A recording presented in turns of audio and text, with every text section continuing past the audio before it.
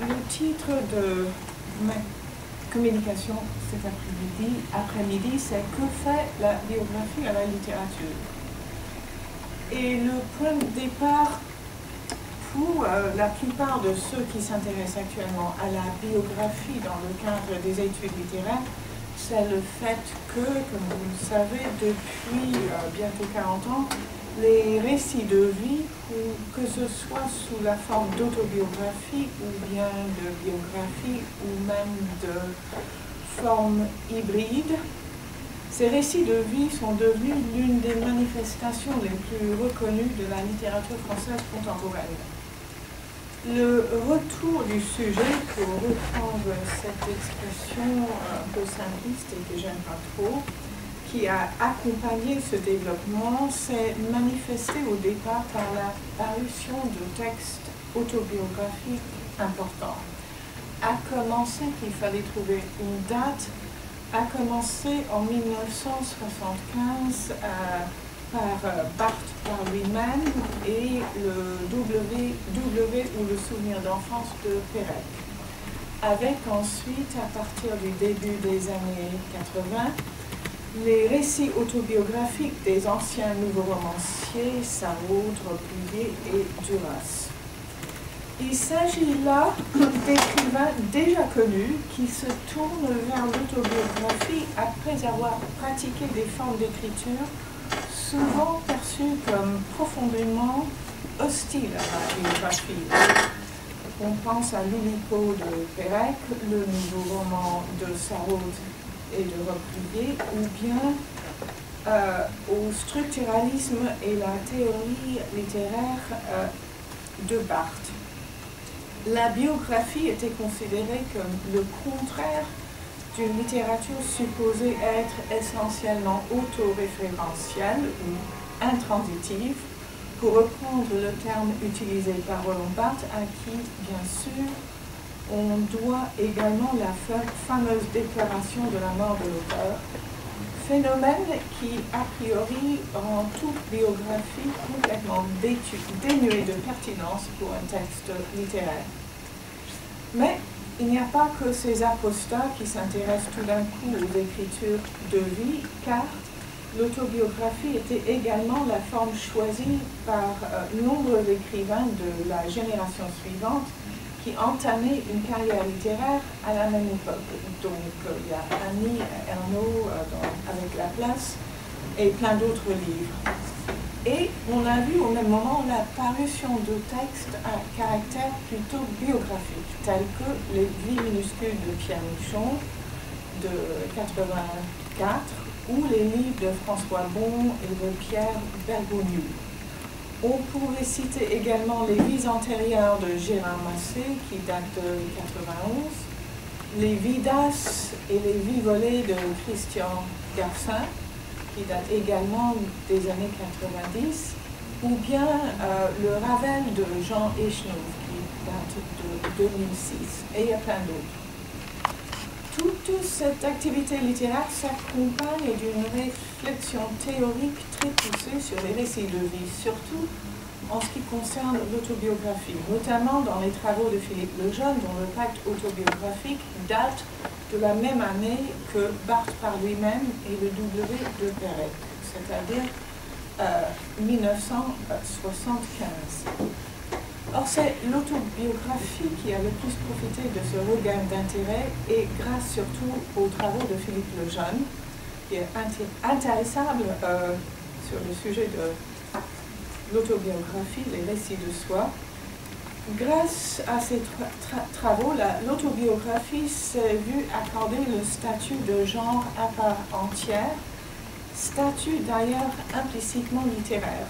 Les exemples que prend Lejeune, Rousseau, Gide, Sartre et Léris dans le pacte autobiographie ont déjà un statut littéraire. Et puis la fameuse grille structurale érige l'autobiographie en genre au moyen d'une série d'oppositions qui la distinguent d'autres genres voisins, pour la plupart littéraires, dont par exemple le roman personnel, le poème autobiographique, etc. Le jeune n'aborde pas directement la question de la littérarité de l'autobiographie, mais étant donné les exemples qu'il commente et les livres que publient les écrivains de l'époque, tout semble promouvoir l'autobiographie au statut non seulement de genre, mais de genre proprement littéraire. Or, il ne va pas tout à fait de même pour la biographie, qui est restée en quelque sorte le parent pauvre de cette redorure du blason des récits de vie. Depuis plus d'un siècle, la biographie avait eu mauvaise presse dans le domaine du littéraire, c'est-à-dire que, au moins depuis Flaubert, depuis Mallarmé, depuis les formalistes russes, depuis la New Criticism américaine, depuis le structuralisme, depuis Barthes, la biographie avait été perçue comme l'ennemi de la littérature. Et cela particulièrement en ce qui concerne la littérarité de la littérature. Parce que, pour suivre les arguments de l'époque, la biographie était supposée mettre la vie de l'auteur à la place de son œuvre, éclipsant ainsi tout ce que cette œuvre pouvait avoir de créateur, de formel, de linguistique. La biographie était censée réduire l'interprétation de l'œuvre au simple récit de vie de son auteur, refusant l'ambiguïté, la multiplicité, la polysémie, la suggestion et l'imagination. La biographie était condamnée parce qu'elle était censée être essentiellement réductrice de l'œuvre littéraire, donc de ce qui précisément en faisait une œuvre littéraire. Mais si les défenseurs du littéraire s'accordent pour condamner la biographie, il revient quand même à eux pour analyser ce que c'est en fait la biographie. Et ici, nous sommes tous redevables au livre de Daniel Madlena, qui s'intitule tout simplement La biographie et qui date de 1984, année qui, comme par hasard, a vu l'apparition des Vies minuscules de Pierre Michon, recueil de 8 petites biographies qui a fait date et qui a en quelque sorte lancé l'usage littéraire des biographies dans la littérature contemporaine. Madlena a le grand mérite d'avancer une définition de la biographie de sorte qu'elle acquiert à son tour le statut de genre à part entière. Je cite sa définition, récit écrit ou oral en prose qu'un narrateur fait de la vie d'un personnage historique en mettant l'accent sur la singularité d'une existence individuelle et la continuité d'une personnalité. Cette définition est évidemment calquée sur la formule avancée par le jeune pour définir l'autobiographie et que je vous rappelle, l'autobiographie, selon le jeune, c'est le récit rétrospectif en prose qu'une personne réelle fait de sa propre existence lorsqu'elle met l'accent sur sa vie individuelle, en particulier sur l'histoire de sa personnalité. Et Madlena de commenter sa définition comme suit. Le genre se trouve ainsi défini par la forme, narration, prose, le sujet traité, un personnage réel, donc un texte référentiel et non une fiction, et facultativement par la perspective du récit, la focalisation sur une intériorité et une vision du monde. Et Madlena continue pour affirmer que les mots récit, narrateur, historique indiquent l'appartenance commune à la littérature et à l'histoire, avec une discrétion qu'impose la complexité du problème et les polémiques qu'il a suscitées. En tant que genre, donc, la biographie se positionne à cheval entre littérature et histoire. S'il s'agit d'un genre à part entière, désormais, ce n'est toutefois pas un genre nécessairement littéraire. Quoi qu'il en soit, quand la biographie est considérée comme littéraire, elle l'est selon le régime conditionnel et non essentiel ou constitutif. Je reprends ici les termes utilisés par Gérard Genette dans Fiction et Diction sur la définition du littéraire. Et en effet, la littérarité de la biographie constitue un cas classique du régime conditionnel. Elle est littéraire par sa diction et non pas par la fiction, puisque c'est justement la référentialité qui la définit en tant que genre.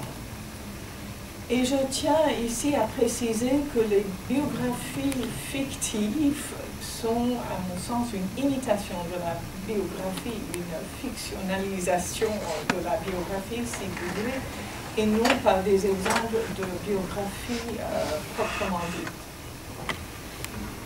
Or, le tournant biographique des années 80 n'en était pas vraiment un, dans la mesure où il avait révélé de manière rétrospective la présence d'une biographie, soit dit d'un biographique de diction, dans des textes qui remontent beaucoup plus loin.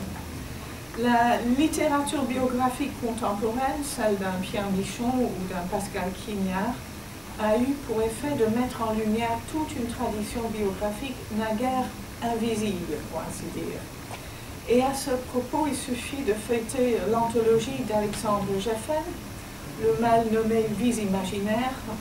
On s'est disputé, on ne peut pas parler de vies imaginaires quand il s'agit de biographie proprement dite, mais on tient à se servir du terme imaginaire pour parler de la biographie. Cette anthologie comprend des échantillons d'une trentaine de biographies depuis Plutarque jusqu'à Pierre Michon. Donc, il démontre qu'il y a une longue tradition d'écrits biographiques. Cela dit, la dose de littérarité d'une biographie peut varier selon la perspective du moment historique, et c'est lui qui détermine nos façons de lire un texte biographique. Les raisons pour lesquelles on lit aujourd'hui Plutarque, par exemple, ou Jacques de Voragine, ou même Racan, ont changé. Nos façons de lire ces textes ne sont plus celles des contemporains de ces auteurs. Cela dit, mettre en valeur la diction d'une biographie découle d'un choix de la part du lecteur.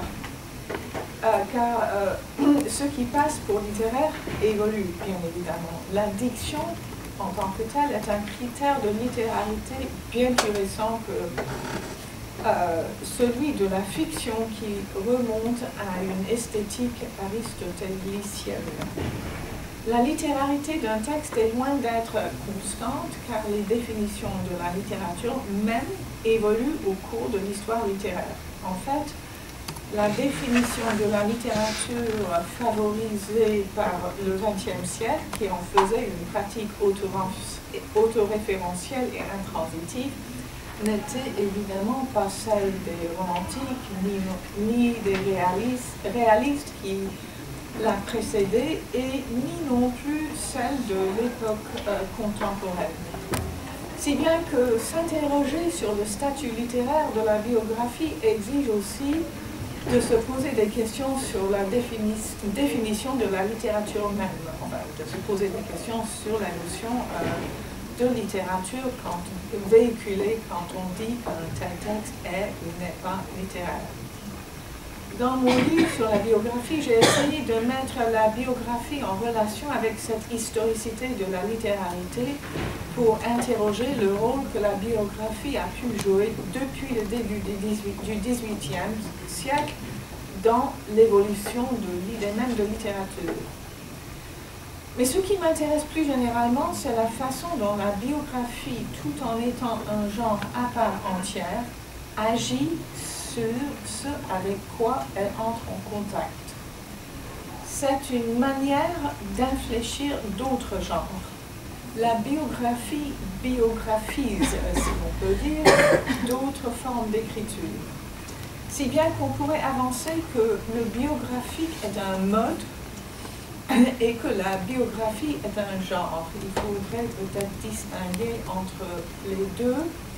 Et là, je me réfère encore une fois à Genette et de la distinction qu'il fait entre mode et genre dans son livre Introduction à l'architecte. Le biographique en tant que mode modalise ou catalyse, d'où évidemment l'avantage du substantif le biographique, c'est-à-dire un substantif dérivant de l'adjectif associé à biographie. Je vais pourtant me limiter aujourd'hui à la biographie qui suppose un champ plus restreint, mais ce sera afin d'explorer les effets du biographique. Je n'ai pas l'intention de reprendre le propos de mon livre en détail, mais je reviendrai quand même au point de départ de ce travail pour en dire deux mots qui serviront à éclairer un peu la démarche que je continuerai de poursuivre dans ce que je vais en dire dans le temps qui me reste. Premièrement, pour vous rappeler que les mots de biographie et de littérature sont tous les deux des inventions récentes. Le terme de biographie naît au cours du XVIIIe siècle, au même moment où la littérature commence à acquérir son acception moderne de, je cite Robert, œuvres écrites dans la mesure où elles portent la marque de préoccupation esthétique. C'est depuis cette époque, c'est-à-dire vers le milieu du XVIIIe siècle, que l'on commence à formuler des questions telles que qu'est-ce que la littérature, ou bien, un peu plus tardivement quand même, en quoi la biographie est-elle littéraire? Si ces interrogations peuvent paraître par moments un peu stérilisantes, il n'en reste pas moins que la biographie est susceptible d'être analysée à profit dans la perspective que proposent les études littéraires. Je vais donc délaisser toute question dont la formule serait « qu'est-ce que la biographie » ou bien « la biographie est-elle littéraire ?» pour chercher à répondre à celle dont la formule serait plutôt « que fait la biographie » et plus particulièrement « que fait-elle à la littérature ?» Car, j'insiste là-dessus, la biographie est bien une écriture à effet. La biographie est dans ce sens un acte de parole, et là je me réfère aux travaux du philosophe britannique Austin, qui dans son livre, traduit sous le titre « Quand dire c'est faire », propose cette notion d'acte de parole et du performatif. Et je crois que si la biographie est un acte de parole, elle doit ce statut à sa référentialité. Donc, pas d'acte de parole sur le plan de la biographie sans une référence à une personne réelle. Bon, pour expliquer en quoi la biographie serait performative, il conviendrait de la replacer très rapidement dans l'histoire plus générale des récits de vie. Et je vous rappelle encore une fois que le mot biographie étant récente, elle ne s'emploie aux écrits qu'on appelle maintenant biographiques qui ont paru avant le milieu du XVIIIe siècle et on parlait plutôt avant de vie. Les vies précédaient les biographies. Et bien sûr, c'est un mot qui est toujours en usage, comme on l'a vu dans les titres de textes récents, les vies minuscules de Pierre Michon, les vies antérieures de Gérard Massé. Et on pourrait également citer les vies imaginaires de Marcel Schwab de la fin du XIXe siècle. Mais les modèles classiques s'appellent bien des vies. Il y a les vies parallèles de Plutarque, les vies des philosophes de Diogène Laërce, la vie des 12 Césars de Suétone, mais on parle aussi de vie des saints, etc. Et dans un article qui a fait date, Marc Fumaoli cherche à retracer l'histoire des écritures de vie en démarquant les vies des biographies. Il ne s'agit pas d'un simple changement de terminologie. Il essaie de montrer que ce sont deux phénomènes différents. Et il le fait afin de souligner l'aspect édifiant des vies. Selon lui, les vies concourent à l'édification de ce qu'il appelle l'humanitas, cette harmonie intérieure souhaitable dans toutes les professions, mais plus qu'en tout autre dans celle de maître du monde. Donc, les maîtres du monde sont des exemples qui sont racontés dans les vies. Lire une vie, c'est le moyen pour un lecteur de se former sur l'exemple de celui dont la vie est racontée. Et selon Fumaroli, la biographie, en revanche, ne fait que renseigner et répond à un simple motif de curiosité, laquelle, selon Fumaroli, s'apparente à l'enquête policière. Donc l'enquête c'est l'enquête qui est suspecte selon lui et non pas celui qui est soupçonné. Certes, la biographie est connue pour son contenu informatif, surtout dans son usage moderne. Elle répond à nos instincts de curiosité nourris par les médias. Et je crois que les médias y sont beaucoup... il y a tous ces magazines People qui nous incitent à nous intéresser à la vie privée des stars et d'autres. Mais la biographie n'est pas cette source d'information. À mon sens, elle agit. Tout d'abord, la biographie crée ou construit son sujet tout en le racontant. Ce que lui a reproché précisément Pierre Bourdieu dans son essai L'illusion biographique. Bourdieu conteste la prétendue objectivité de la biographie, objectivité qui, selon lui, n'est qu'un leurre, qui a pour fonction de masquer le fondement idéologique de la biographie.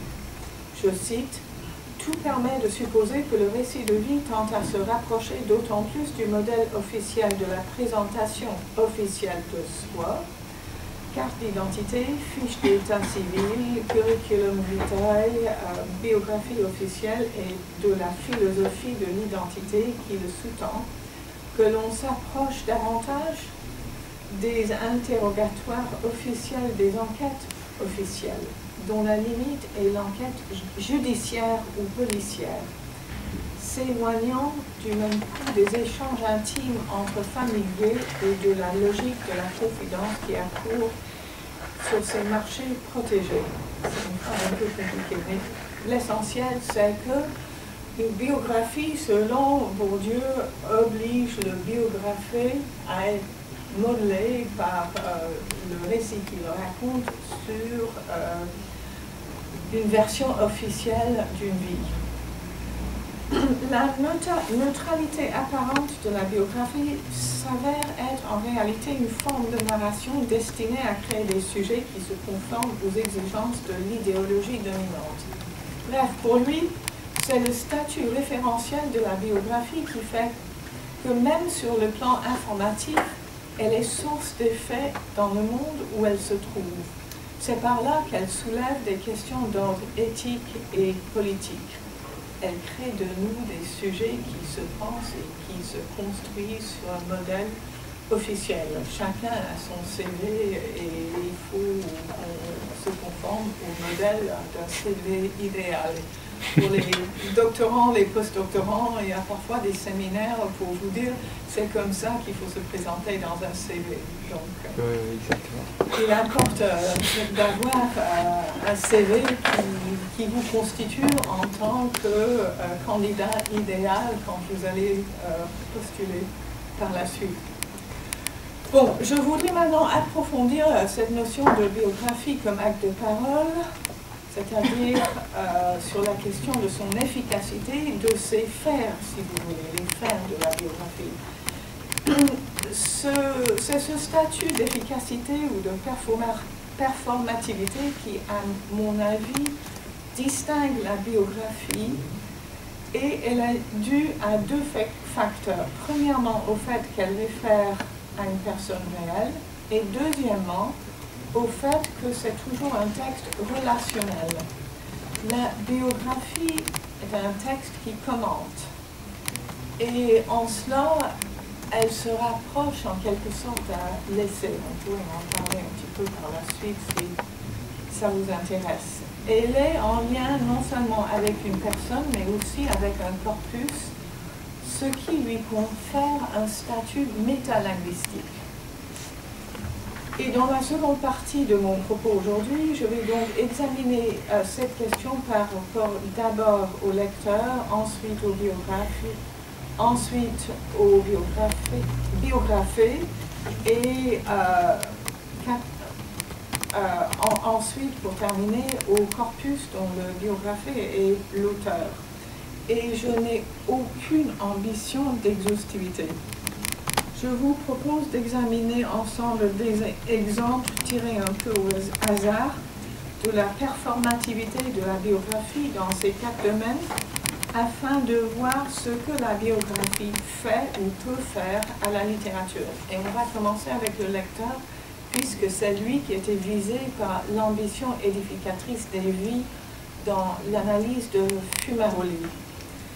Et pour revenir à l'exemple classique de cette ambition édificatrice, dans la vie de Périclès, Plutarque affirme que la peinture de la vertu dans un récit de vie éveille les qualités morales du lecteur. Je cite: « La vertu a cette force qu'elle incite la volonté de l'homme qui la considère à la vouloir incontinent exercer et engendre en son cœur une envie de la mettre en exécution, formant les masses de celui qui la contemple, non point par imitation, mais par la seule intelligence et connaissance de l'acte vertueux, qui tout soudain lui apporte un instinct et un propos délibéré de faire le semblable. Et l'efficace d'une vie est augmentée par le fait que les événements rapportés sont vrais, ou sont supposés être vrais. Aussi, je continue la citation, aussi le fait-elle avec plus de poids et plus de gravité que ne font les inventions et compositions poétiques, d'autant qu'elle ne sert jamais que de la nue vérité. Les récits biographiques sont implicitement opposés aux inventions de la poésie et la force de leur exemplarité dépend ici d'un refus catégorique de la fiction. Il paraît que Plutarque a réussi ses ambitions édificatrices car Rousseau, dans les Confessions, prétend que la lecture des vies parallèles de Plutarque avait été déterminante pour son caractère. Je cite, Plutarque surtout devint ma lecture favorite, le plaisir que je prenais à le relire sans cesse me guérit un peu des romans. Et je préférais bientôt Agésilas, Brutus, Aristide à Orodote, Artamène et Juba. De ces intéressantes lectures, des entretiens qu'elle occasionnait entre mon père et moi, se forma cet esprit libre et républicain, ce caractère indomptable et fier, impatient de joug et de servitude, qui m'a tourmenté tout le temps de ma vie dans les situations les moins propres à lui donner essor. Sans cesse occupé, je cite toujours, sans cesse occupé de Rome et d'Athènes, vivant pour ainsi dire avec leurs grands hommes, né moi-même citoyen d'une république et fils d'un père dont l'amour de la patrie était la plus forte passion, je m'enflammais à son exemple. Je me croyais grec ou romain, je devenais le personnage dont je lisais la vie. Fin de citation.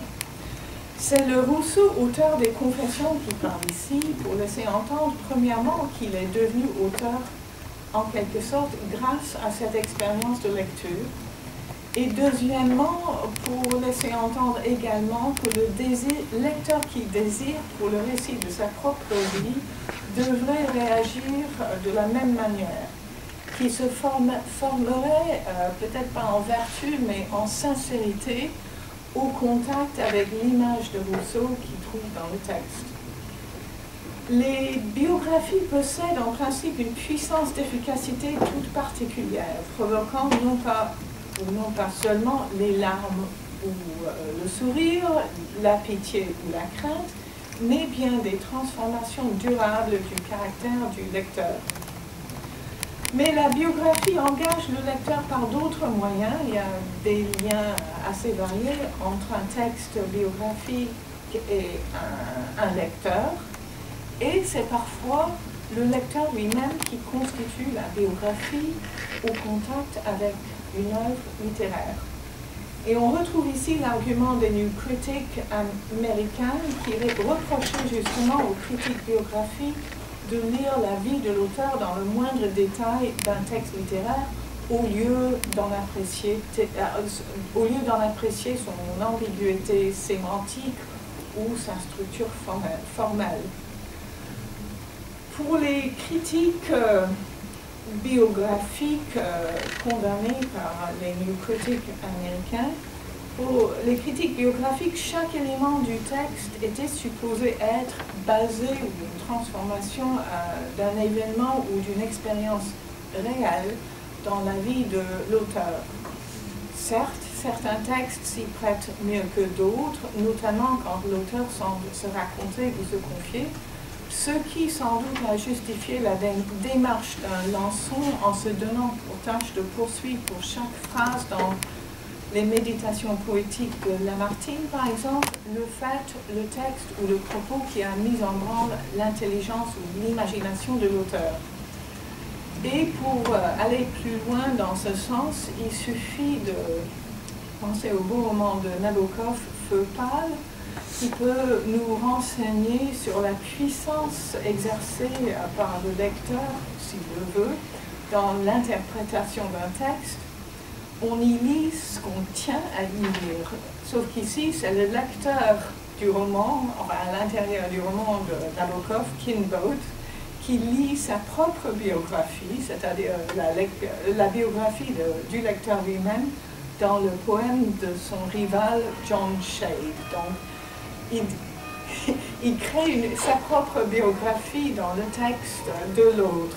Donc, ce n'est pas la biographie de l'auteur, c'est la biographie du lecteur. Enfin, c'est un peu exagéré, mais c'est la preuve que le lecteur exerce un pouvoir d'interprétation assez important et que cette interprétation est parfois biographique. Bon, passons maintenant au biographe. Le simple fait d'écrire une biographie peut aussi avoir son effet sur celui qui l'écrit. Le biographe est en quelque sorte le premier lecteur de son propre texte. Plutarque, en rédigeant les vies parallèles, prétend avoir éprouvé les mêmes effets d'édification que s'il en avait été le lecteur. Il les écrivait, je cite, en regardant en cette histoire comme dans un miroir et en tâchant à raconter aucunement ma vie et la former au moule des vertus de ces grands personnages. Donc, déjà, écrire une biographie vous transforme. Et c'est peut-être parfois toujours le cas qu'un biographe se modèle sur son sujet. Mais pour les modernes, surtout, pour ceux qui ont des ambitions littéraires, les enjeux ne sont pas tout à fait les mêmes et l'écriture d'une biographie peut jouer un rôle important dans le phénomène que José Luis Diaz a nommé dans son livre L'écrivain imaginaire, l'entrée en littérature. Un exemple de cette entrée en littérature au moyen de l'écriture biographique serait celui de Pierre Michon, dont les vies minuscules jouent très exactement ce rôle, car c'est en se modelant sur les personnages dont il raconte la vie qu'il espère ou qu'il a espéré devenir écrivain. Sur le plan autobiographique, le livre est le récit d'une longue quête d'écriture de la part de Michon qui évoque la recherche longtemps improductive de l'entrée en littérature à laquelle il aspire. D'une part, les récits des vies de ces personnages sont les récits des origines des idées fausses qu'avait Michon sur la littérature et qui ont servi d'obstacle dans son ambition d'être écrivain. Mais d'autre part, il raconte longuement ses propres déboires et les affres du manque d'inspiration en se modelant sur l'exemple des grands écrivains. Donc il était tiraillé entre deux modèles, les minuscules de son enfance et les grands écrivains qu'il cherchait à imiter. À la différence de Plutarque devant ces hommes illustres, pour Michon, l'imitation des vies des grands auteurs ne sert à rien. Ça ne le mène nulle part, sauf qu'à l'échec. La solution qu'il finit par découvrir, c'est de faire revivre non pas les grands auteurs, mais au contraire les minuscules qui peuplaient le monde de son enfance. L'écriture devient possible pour Michon du moment qu'il comprend qu'elle peut servir à ressusciter des morts. Leur vie posthume dépend de l'écriture du biographe qu'est Michon. Et parlant de disparition, Michon décrit son projet comme ayant pour but de faire surgir parfois dans l'air qu'elles épaississent, dans les cœurs qu'elles blessent, sur les pages où opiniâtres et toujours dupes, elles battent de l'aile, elles frappent à des portes, elles vont entrer, elles vont être et rire. Elles retiennent leur souffle et suivent en tremblant chaque phrase, au bout de laquelle peut-être est leur corps. Mais même là, leurs ailes sont trop légères. Un adjectif les effarouche, un rythme défectueux les trahit, terrassées, elles choient infiniment et sont nulle part. Donc il y a un lien très proche entre l'écriture de l'écrivain. Si les êtres du passé n'arrivent pas à revivre, c'est que l'écriture est mauvaise. Il faut bien écrire pour faire revivre les gens du passé.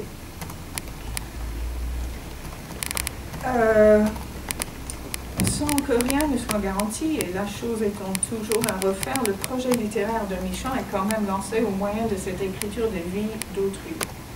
On va maintenant revenir en arrière jusqu'aux années 20 pour examiner un autre cas de l'entrée en littérature au moyen de la biographie, et c'est celui d'André Mauroy dans son essai Aspect de la biographie. Ce livre est le texte d'une série de conférences prononcées à l'université de Cambridge en 1928, dont le titre reprend celui des conférences de l'année précédente, Aspect du roman, prononcé par le romancier anglais E.M. Forster. C'est dire en quelque sorte que pour Mauroy, la biographie se calque sur le roman et qu'elle cherche à le rivaliser en tant que genre littéraire. Mauroy se réfère à la tradition britannique où il avait été beaucoup question de la biographie, surtout chez les écrivains du cercle de Bloomsbury, notamment Lytton Strachey et Virginia Woolf, qui étaient entre autres l'auteur d'essais importants sur la biographie. Et Mauroy se demande, je cite, la biographie doit-elle être un art ou une science? Peut-elle être, comme le roman, un moyen d'expression, une délivrance pour l'auteur comme pour le lecteur? Et Mauroy prétend que la réalité des personnages de la biographie ne les empêche pas d'être des sujets d'œuvres d'art. Donc il suppose une tension entre œuvres d'art et personnages réels et prétend que non, on peut les mettre ensemble. Et pour qu'une biographie devienne œuvre d'art, il suffit que le biographe fasse des choix. Le biographe doit isoler ce qu'il y a dans l'ensemble considéré, et par ce choix, s'il est capable de choisir sans appauvrir, il fait très exactement œuvre d'artiste. Il y a d'abord le choix du sujet, car d'après lui, il y a des vies naturellement belles, donc par exemple celle de Shelley, mais sans doute il y a des personnages ou des personnes dont les vies étaient laides et qui ne serviraient à créer une biographie en tant qu'œuvre d'art. Et puis il y a la poésie des détails, telle que les avait prônés Marcel Schwab dans son essai L'art de la biographie. Selon Mauroy, l'objectivité, le détachement sont les suprêmes vertus esthétiques et, pour y arriver, il se sert des mêmes techniques de narration que le romancier. Un biographe, dit-il, comme un romancier, devrait exposer et non pas imposer. C'était une distinction dont parlait beaucoup la critique anglo-saxonne à l'époque, c'est surtout grâce à Henry James. Mauroy va jusqu'à se demander si une biographie peut avoir une valeur poétique, question à laquelle il répond dans l'affirmatif. Je le crois, dit-il, quitte à préciser qu'il entend poésie dans le sens large du mot, c'est-à-dire une transformation de la nature en chose belle et intelligible par l'introduction d'un rythme, c'est-à-dire par la réapparition à intervalles plus ou moins éloignés des thèmes essentiels de l'œuvre. Et il prétend qu'une vie humaine est toujours faite d'un certain nombre de tels thèmes. Quand on étudie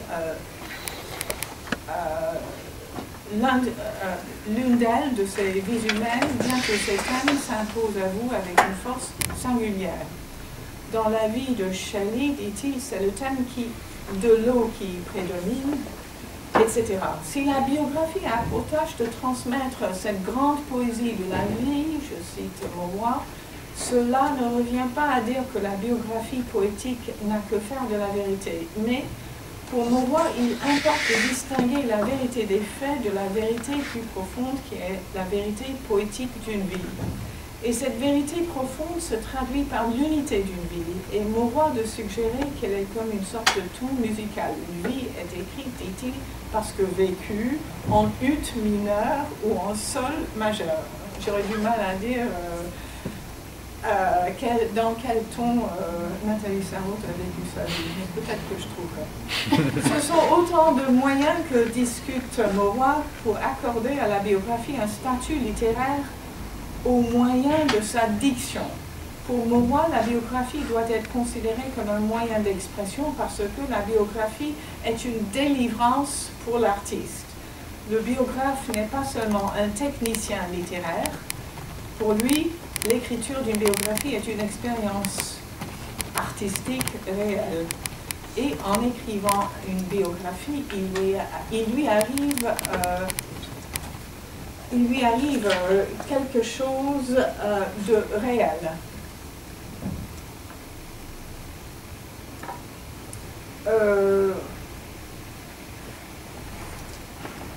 Selon Mauroy, une biographie sert de moyen pour l'artiste en puissance qu'est le biographe d'exprimer des sentiments qui sinon l'écouteraient. La biographie considérée comme moyen d'expression, dit Mauroy, est celle dont le sujet a été choisi par l'auteur pour répondre à un besoin secret de sa nature, et ce besoin secret est un besoin de créer une œuvre d'art, et il y arrive au moyen de la biographie.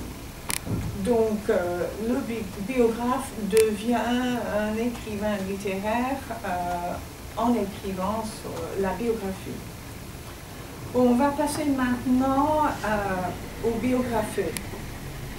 Et à ce propos, il convient de vous rappeler que ce qu'on entend par la notion de biographie, comme l'a dit Marcella ce matin, c'est justement la biographie littéraire est justement la biographie d'un écrivain. Il suffit que le sujet soit un écrivain pour qu'on puisse parler de biographie littéraire. Ce n'est pas la diction qui fait que une biographie littéraire est littéraire, c'est le simple fait que son auteur était un écrivain. Sauf que, je crois que c'est dans le recueil édité par John Batchelor, où un biographe dit que l'exemple de l'écriture du biographé vous incite à faire un effort quand même dans votre propre écriture si vous êtes biographe. Donc une biographie littéraire est littéraire grâce à son biographie. Et pour en revenir à Michon, toujours lui, il y a plein de choses à dire sur la biographie et son statut littéraire en lisant l'œuvre de Michon. La biographie sert aussi à transmettre la mémoire des grands. Et pour lui, ce sont les grands auteurs. Raconter la vie d'un auteur, comme il le fait par exemple dans son Rimbaud le Fils, c'est faire en sorte que le poète reste présent dans la mémoire des hommes. Donc au lieu de disparaître, une biographie fait revivre, prolonge la personne dans la mémoire du public. Et il dit, si la culture a un sens, elle est ce salut fraternel aux mânes des grands morts, comme une forme appauvrie de ce que, au temps de Sigismond ou à Burgon, les moines de Cluny instituèrent sous le nom de Laus Perennis, la louange perpétuelle, la prière ininterrompue, assurée par 3 équipes de moines qui se succédaient en tournant régulièrement chaque jour. Donc le biographe pérennise la mémoire d'un personnage sur le mode de la louange. Mais l'image de l'écrivain qui émerge d'une biographie littéraire ne s'impose pas automatiquement. Une biographie ne fait pas forcément du biographe un grand. Sous la plume de Sartre, par exemple, Flaubert devient l'idiot de la famille. tout comme Baudelaire, devient l'homme qui a choisi de se regarder comme s'il était quelqu'un d'autre, donc un pauvre type qui ne sait pas vivre. Et le Genet, né sous la plume de Sartre également, n'est non plus le simple voleur et le prostitué de ses propres écrits, mais il devient comédien et martyr. Et le simple fait d'être l'objet d'une biographie écrite de son vivant suscite chez Genet une aliénation profonde qui l'a empêché d'écrire par la suite. Il suffit de se voir tel que le biographe vous a présenté pour se sentir incapable d'écrire. Je suis un autre, dit-il, il faut que cet autre trouve quelque chose à dire. Être le sujet d'une biographie fait de vous un autre, pourvu que vous soyez toujours vivant, mais bien sûr vous devenez autre, même si vous êtes mort, vous n'y pouvez rien. Mais les morts aussi sont vulnérables à ce genre de manipulation de leur image. Ce qui m'amène à une autre manière dont le biographe peut déterminer ou influencer l'image de son biographe, et notamment par les recueils biographiques où les individus figurent en tant que représentants d'un type ou de catégorie quelconque. En effet, dans l'histoire de la biographie, les recueils sont beaucoup plus courants que les biographies individuelles. Les vies parallèles de Plutarque, les vies de César de Platon, les vies, doctrines et sentences des philosophes illustres de Diogène Laërce, la légende dorée de l'origine et même les vies des plus excellents peintres, sculpteurs et architectes de Vasari, sont des recueils qui mettent en scène, et ce sont des recueils qui mettent en scène certains types d'individus. Donc, le biographe devient un représentant d'un certain type ou d'une certaine catégorie. Et ce qu'il y a en plus, c'est qu'une fois qu'il devient l'exemple de ce type, la forme revêtue par la biographie change aussi, comme le reconnaissent Ernst Kries et Otto Kuhns dans leur livre L'image de l'artiste. Il y a dans les biographies d'artistes des anecdotes artistiques qui ont pour fonction d'entériner le statut de maître de l'artiste, créateur de l'œuvre d'art, et ces récits de vie d'artiste consistaient autant que possible en topoi biographiques récurrents, destinés à illustrer le caractère hors norme de l'artiste et de son statut d'artiste. Je cite: plusieurs biographies racontent la manière dont le maître fit preuve de ses dons en dessinant les bêtes qu'il gardait en tant que pasteur. Un connaisseur passe par hasard, reconnaît le talent exceptionnel de ses premiers efforts artistiques et assure la formation correcte de ce jeune pasteur qui devient par la suite le grand génie qu'on connaît. Donc, il y a une espèce d'effet rétroactif qui fait que si vous êtes artiste, forcément, l'histoire de votre vie se déroule selon ce modèle. De toute façon, ce qui va compter dans ces recueils, c'est la façon dont chaque individu se comporte en tant qu'artiste, de saint, de César ou de philosophe, selon son appartenance à une identité constituée au préalable. Dans un passé un peu moins lointain, on peut penser aux Illuminés de Nerval, bien que dans ce cas, le choix des individus agisse en quelque sorte en sens inverse, servant à remettre en question la catégorie même d'illuminés.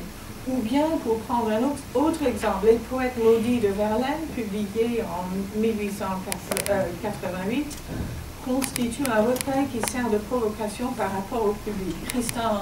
Tristan Corbière, Rimbaud, Mallarmé, Marceline Desbordes-Valmore, Villiers de l'Isle-Adam et Verlaine lui-même sont proposés comme des exemples d'une littérature sous une étiquette qui a pour fonction d'exprimer la haine pour le vulgaire des lecteurs d'élite et par conséquent de les inciter à voir une poésie absolue dans ce qu'un public ignare à appeler une malédiction. Donc, qu'elle le veuille ou non, Marceline Desbordes-Valmore devient un exemple du poète maudit. Bon, j'en viens maintenant à mon quatrième et dernier exemple des fers de la biographie de Corpus. Tout comme le sait, la biographie est un texte qui commente et, dans le cas des auteurs littéraires, il commente l'œuvre. Que ce soit de manière directe et explicite ou non. La biographie littéraire est essentiellement intertextuelle et aussi métalinguistique dans la mesure où c'est un texte qui en commente un autre. La biographie va jusqu'à déterminer le sens global d'un texte littéraire, comme le reconnaît Borges au moyen de sa fable Pierre Ménard, auteur du Quichotte, où la lecture de Don Quichotte dépend entièrement du statut biographique de son auteur. C'est-à-dire, si l'auteur s'avère être un Français du tournant du XXe siècle, Pierre Ménard, le texte se prête à une lecture complètement différente que celle que suscite celui qui a été rédigé par Cervantes, le romancier espagnol du XVIe siècle. Vous connaissez la fable, je suppose. Donc, j'évoque la fable pour vous faire comprendre que le sens d'un texte est complètement différent selon la biographie, l'auteur et la biographie qu'on lui attribue. Et ce qui est intéressant, c'est que Borges crée une biographie pour Pierre Ménard. Il ne suffit pas de dire que l'auteur de ce texte ou de ces chapitres était un Français. Le texte tel qu'il est écrit par Ménard est replacé dans une chronologie, une bibliographie, si vous voulez, qui étaye la relecture de ces chapitres du Don Quichotte. C'est un cas imaginaire qui pousse à l'extrême l'idée que la lecture d'un texte dépend de son attribution autoriale en supposant l'existence d'un texte qui serait non seulement lu, par exemple grâce à une erreur, comme étant celui d'un autre auteur, mais qui en l'occurrence a été réellement écrit par cet autre auteur dans le but avoué d'être à la fois impossible à distinguer du texte de Cervantes sur le plan lexique, mais aussi porteur d'une signification tout autre du fait de son appartenance à une époque, à un auteur et à un corpus différent. On pourrait même aller jusqu'à dire que le sens de tout texte littéraire dépend de son appartenance à une figure autoriale et à sa place supposée dans la bibliographie de celle-ci. C'est grosso modo l'argument de Michel Foucault dans son essai « Qu'est-ce qu'un auteur ?», où il prétend que pour être reconnu comme littéraire, un texte doit être doté d'un auteur. Il n'y a pas de texte littéraire anonyme sans auteur de toute façon. Et Foucault se donne pour tâche de voir comment l'auteur s'est individualisé dans une culture comme la nôtre, quel statut on lui a donné à partir de quel moment. Par exemple, on s'est mis à faire des recherches d'authenticité et d'attribution dans quel système de valorisation l'auteur a été pris, à quel moment on a commencé à raconter la vie non plus des héros mais des auteurs. Comment s'est instaurée cette catégorie fondamentale de la critique l'homme et l'œuvre. Et il prétend que l'exemple de l'homme et l'œuvre n'est pas un cas à part. On se moquait dans le temps de du concept de l'homme et l'œuvre. Mais pour Foucault, tout texte littéraire suscite le modèle de l'homme et l'œuvre. Pas d'œuvre sans homme, si vous voulez. Le nom de l'auteur, dit-il, assure une fonction classificatoire. Un tel nom permet de regrouper un certain nombre de textes, de les délimiter, d'en exclure quelques-uns, de les opposer à d'autres. Et en outre, il effectue, dit Foucault, une mise en rapport des textes entre eux. Et c'est là qu'on a non seulement un auteur, mais une biographie, parce que les textes d'un auteur sont censés être mis en ordre de façon chronologique. Un auteur n'écrit pas tout en même temps, tel texte précède un autre, donc on suppose une évolution qui a pour but, dit Foucault, de résoudre des contradictions. Si un tel texte a l'air de contredire un autre, on dit que le premier avait été rédigé quand l'auteur était jeune ou avant une conversion, ou telle autre expérience transformante. Donc, un texte littéraire suppose un auteur et l'auteur suppose une biographie. On pourrait même dire qu'il n'y a pas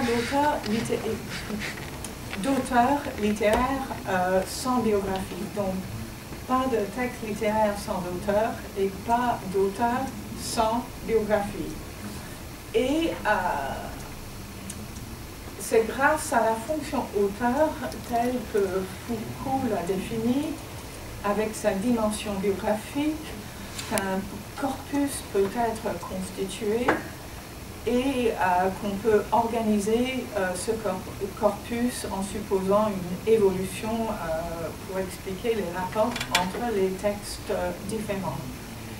Et même dans des cas où il n'existerait pas de biographie proprement dite, la simple existence d'un auteur suppose une grille biographique implicite qui servirait de principe d'organisation de son œuvre, de sa réception et de son interprétation. Et c'est très exactement le cas du Pierre Ménard de Borges, dont les ouvrages sont classés par ordre chronologique. Et le texte de la nouvelle de Borges se présente comme une note qui recense la bibliographie de Pierre Ménard sous forme de préface à cette œuvre. Pour bien lire le texte qui suit, il faut connaître la vie de l'auteur et savoir où le texte se place dans l'évolution artistique de l'auteur. Et il y a plusieurs exemples devenus classiques de l'effet d'une préface biographique qui sert à créer un corpus. Il y a la préface de Claude Binet qui présente Ronsard. Il y a la biographie de Racine par son fils Jean Racine et le texte de Madame Jacqueline Perrier aux pensées de son frère Pascal qui sert à réunir un corpus très fragmenté. Bref, on peut dire que la biographie est le moyen par lequel une œuvre acquiert un statut littéraire et l'auteur un statut d'auteur littéraire. Et on pourrait même aller jusqu'à dire que l'œuvre suscite la biographie là où, pour ainsi dire, elle n'existe pas. Donc on pourrait aller jusqu'à, peut-être, je ne sais pas, mais si on lit un texte littéraire, on a besoin de supposer l'existence non seulement d'un auteur, mais d'une biographie. Et c'est en quelque sorte ce que prétend Barthes dans les séminaires vers la fin de sa vie au Collège de France, où il commence à s'intéresser à la biographie de Proust et il s'intéresse aux photos des personnages qui ont pu servir de modèle. Et il dit que la biographie de Painter, par exemple, qui est devenue un cas classique de la biographie littéraire, est suscitée par le texte. Donc, il n'y aurait pas de biographie de Proust si la recherche n'existait pas. Donc lui aussi voit les choses à rebours de la même manière. Donc pour conclure, peut-être que les New Critics n'avaient pas tout à fait raison, que Lançon n'avait pas tort de chercher la vie de Lamartine dans les méditations poétiques, parce que sans peut-être le savoir, quand on lit un texte littéraire, on invente ou on est prêt à inventer un auteur doté d'une biographie. Donc, c'est peut-être moins une question de ce que fait la biographie à la littérature, mais plutôt peut-être de ce que la littérature fait à la biographie. Elle la crée afin d'assurer son propre statut en tant que texte littéraire. Voilà, c'était un peu long, mais c'est terminé.